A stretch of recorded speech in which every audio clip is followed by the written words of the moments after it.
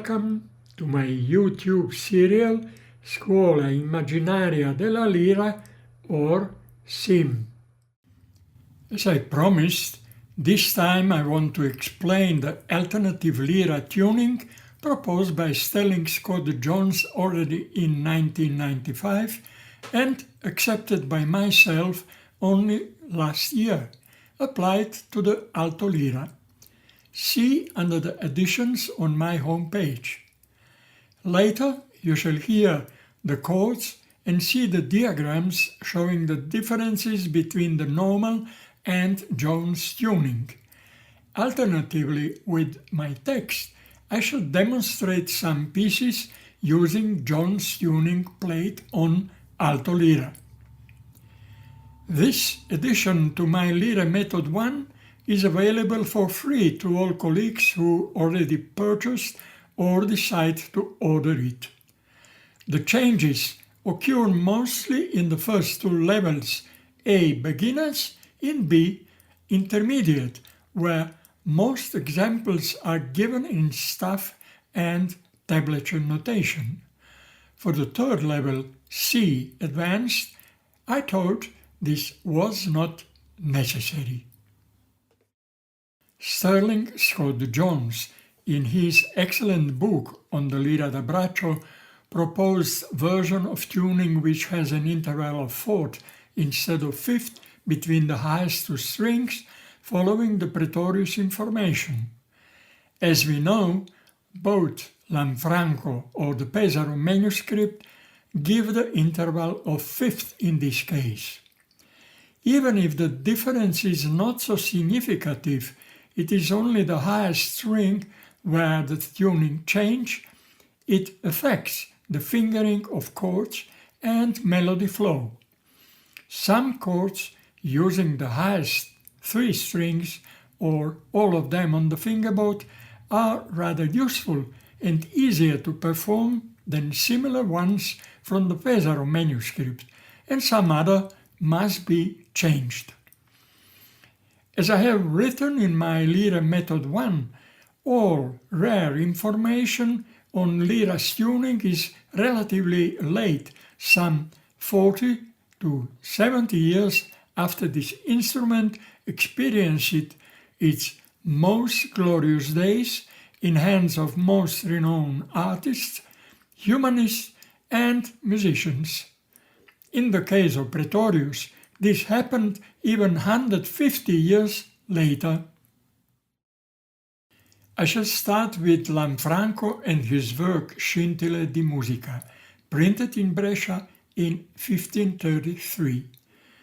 Information we find by Lanfranco tells us clearly that the highest three strings of the lira are tuned in fifths and that the frets seen on the drawing published by Pretorius haven't been used on the instrument.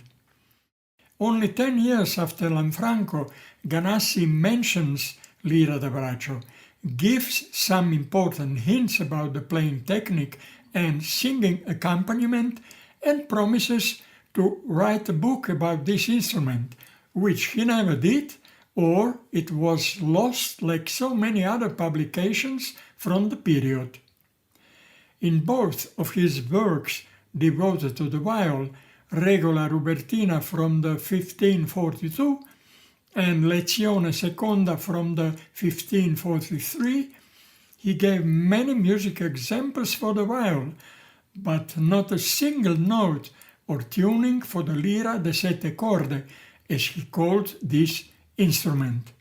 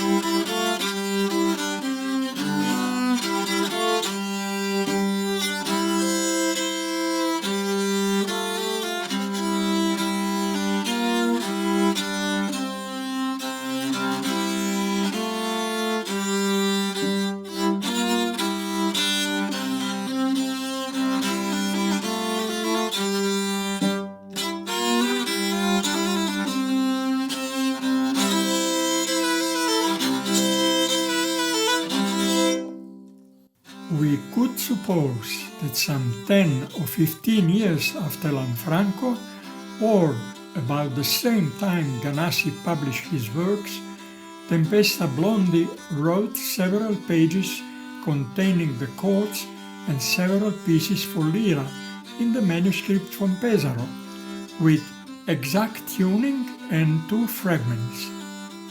He compared choice of lira chords with those, more numerous, for lute, using too the normal Italian upside-down tablature. Unfortunately, 4 pages are missing, and for 2 pieces we have only their titles found in tavola written by Tempesta, Darò più guerra and Battaglia. Also in this case the tuning of highest 3 strings is in fifths, but the highest E string is not used, neither in chords nor in both fragments. The next information about the tuning of the lira da braccio arrives almost 70 years later by Michael Praetorius in 1619. As already mentioned, for interval between the penultimate and highest strings, he gives the 4th.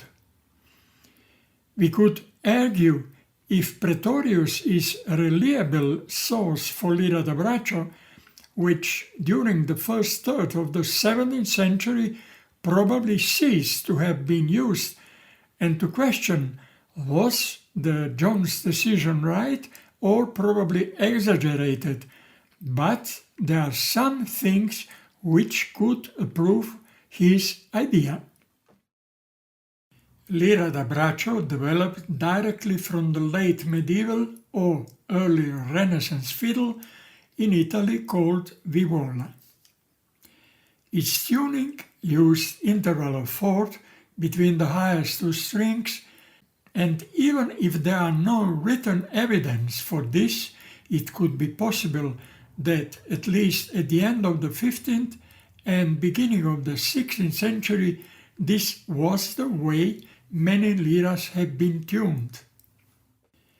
Also, during this period, lira and lute have had a similar role and function by humanis cantori ad lyram in the improvised accompaniment of their own singing or declamation, some of them playing even both instruments.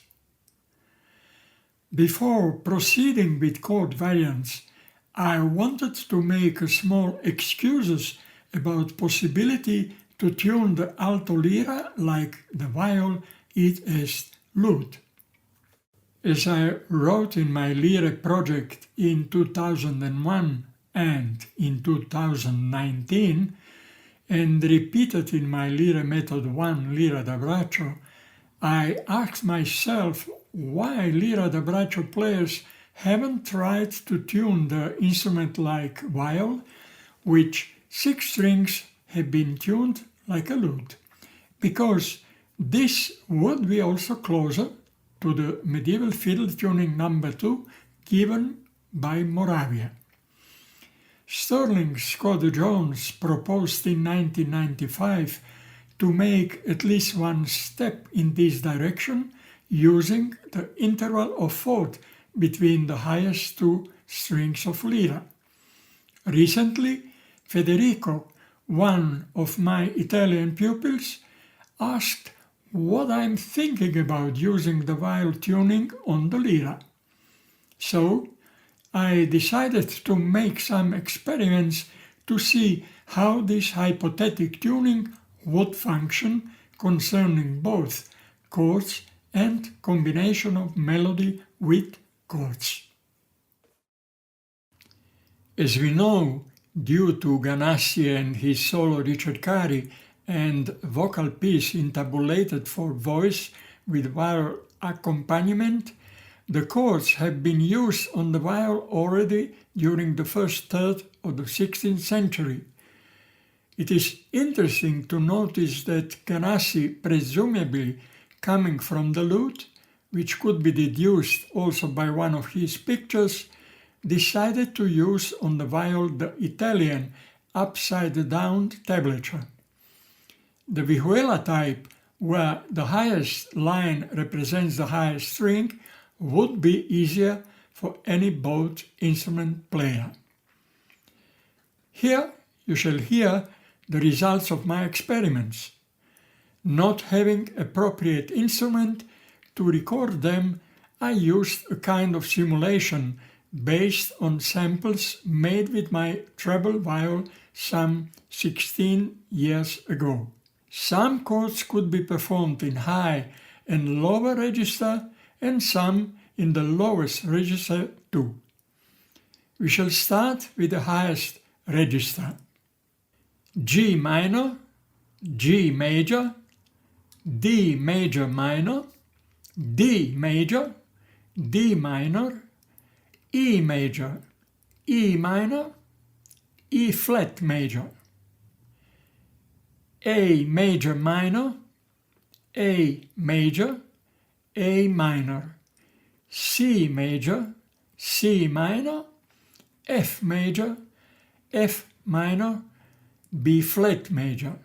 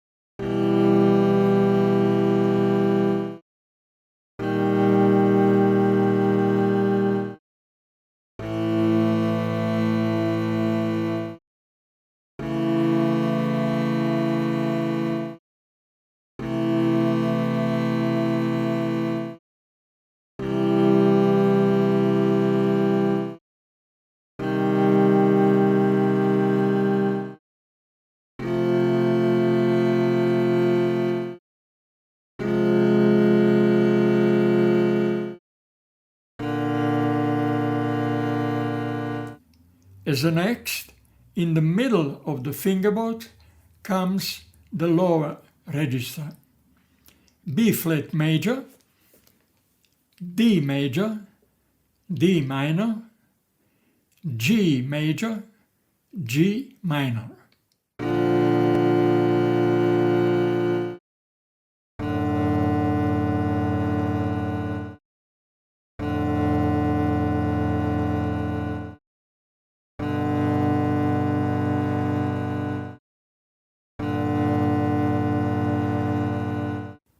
And the lowest one on the lowest three strings.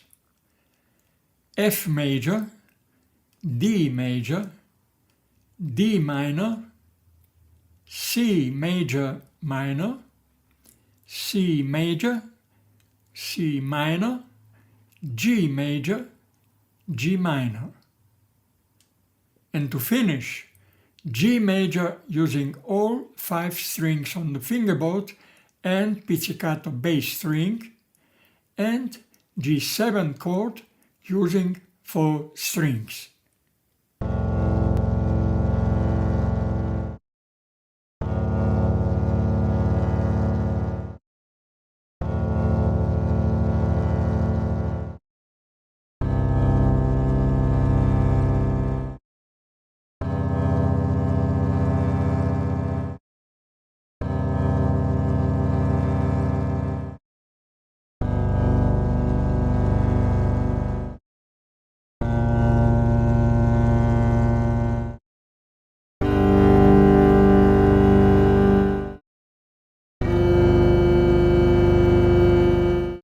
My experiments have shown that some of the chords are rather useful and some other are on the lira a bit awkward.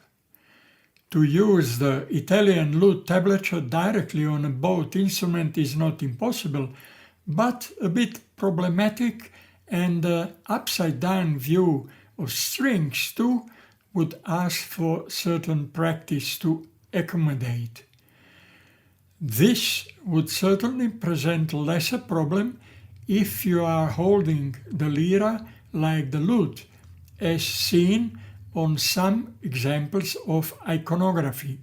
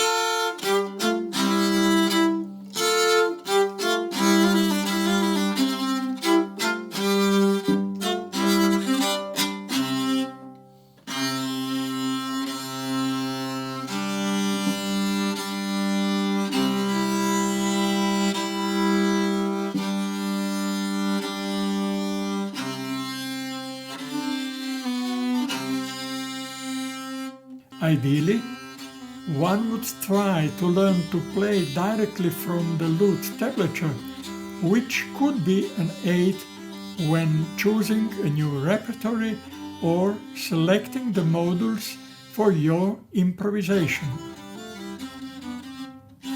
The most important difference between the lute or any other plucked instrument played with several fingers are the gaps between the bass and the melody. On the lira, they should be filled with notes making the correct chord, which means that the original lute texture should be rewritten or, again ideally, done completely mentally. Another important difference between the lira da braccio and viol or any other plucked instrument is absence of frets on the first one. So, if making above-mentioned experiments, we must imagine the frets and try not to confound the tablature numbers with the fingering. But I believe it is possible to learn it and so to open the door to a vast repertory for lute containing many pieces which, like d'alzas, tastar de corde, ricercare, fantasia, etc., developed directly from the real improvisation.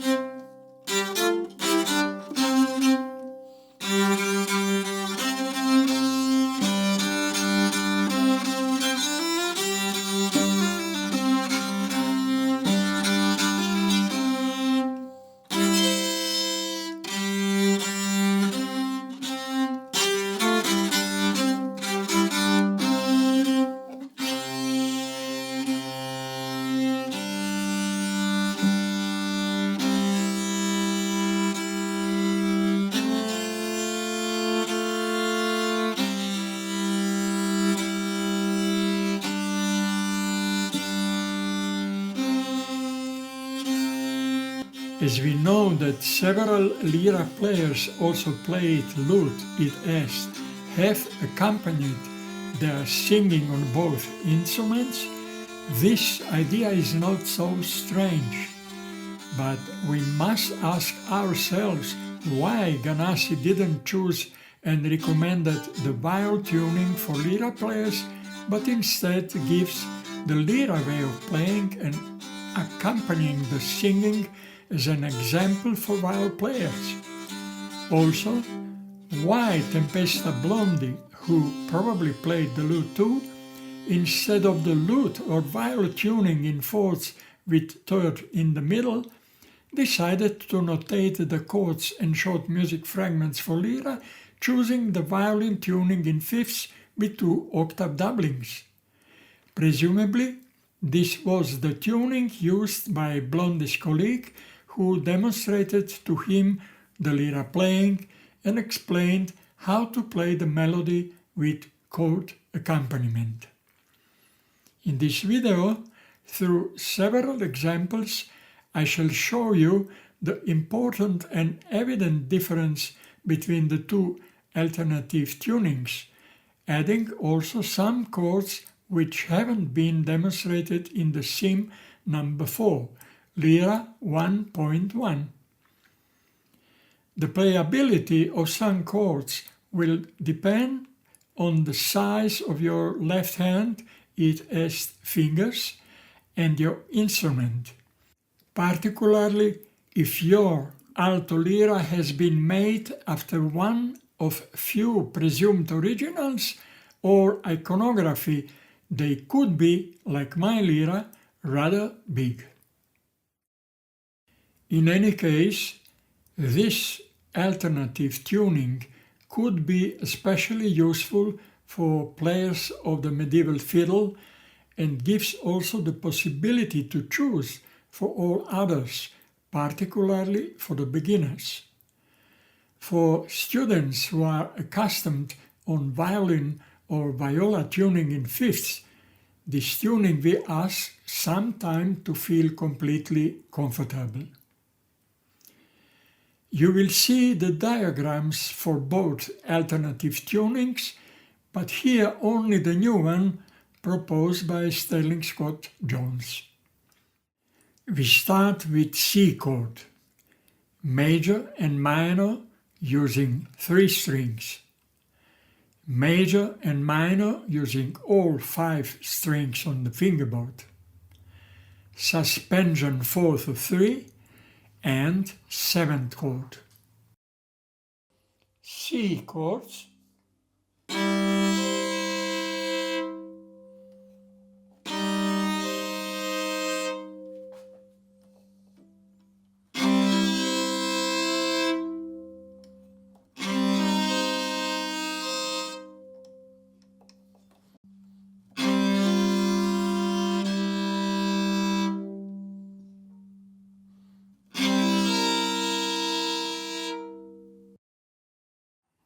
G chord, major and minor using 3 strings,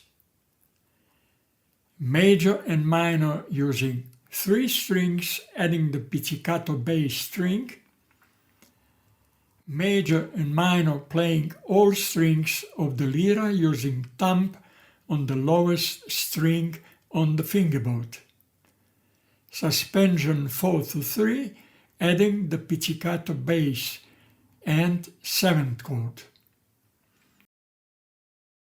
G chords,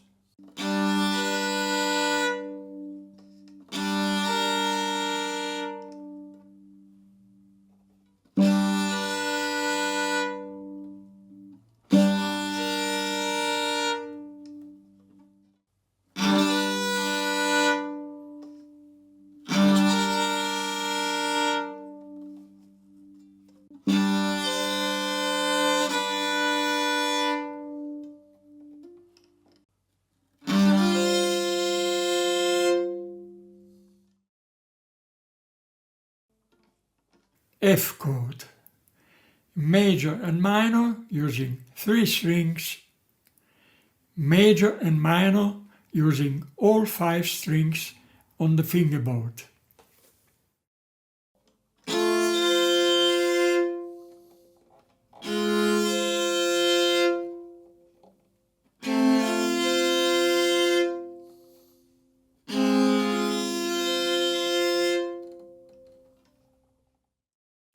A chord, major and minor using 3 strings, major using 4 and minor using all 5 strings on the fingerboard.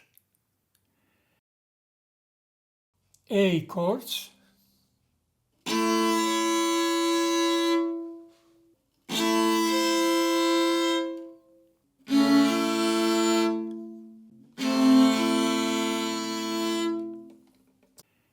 A flat chord, major using 3 and 5 strings, suspension 4-3. A flat chords,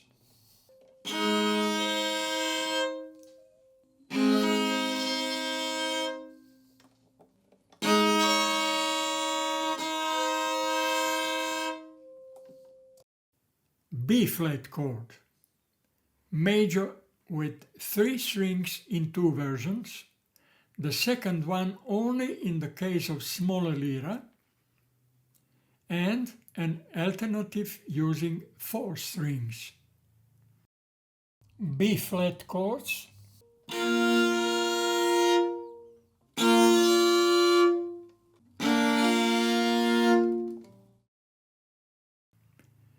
E flat chord, major using 3 strings in 2 positions. E flat chord,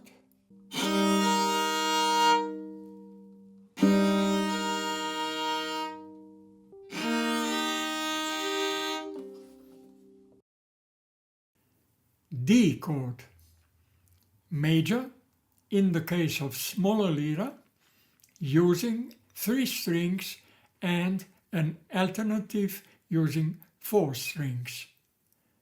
An alternative for minor chord using 4 strings and the 7th chord. D chords,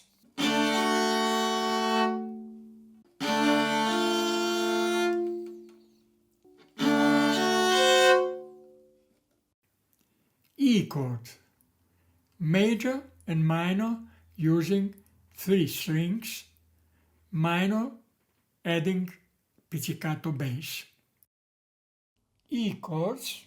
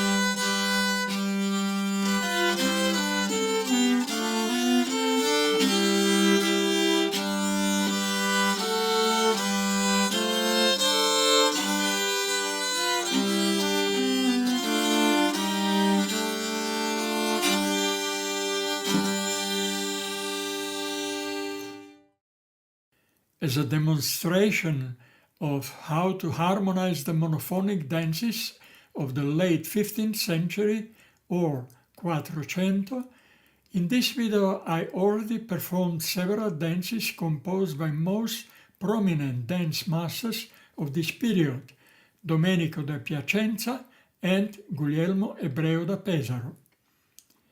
You have seen the picture of the monophonic original and heard me performing first a few bars of melody, followed by a very short version where the drone is added in a way players of a medieval fiddle probably will do.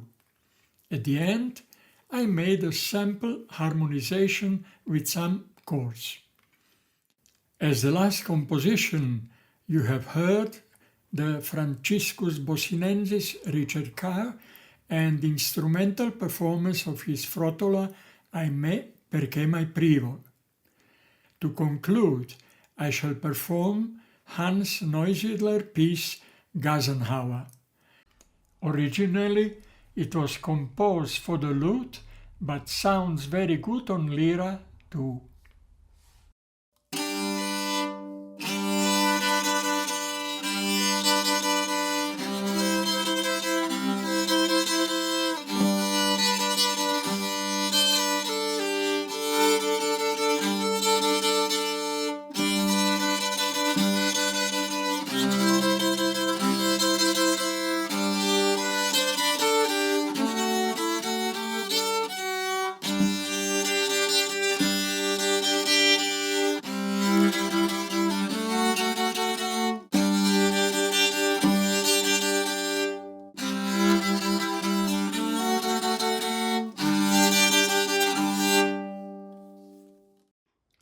See you again for our next video on 16th of November, Lirone 1.3, second part devoted to the works of Alessandro Striggio and Gerolamo Cardano.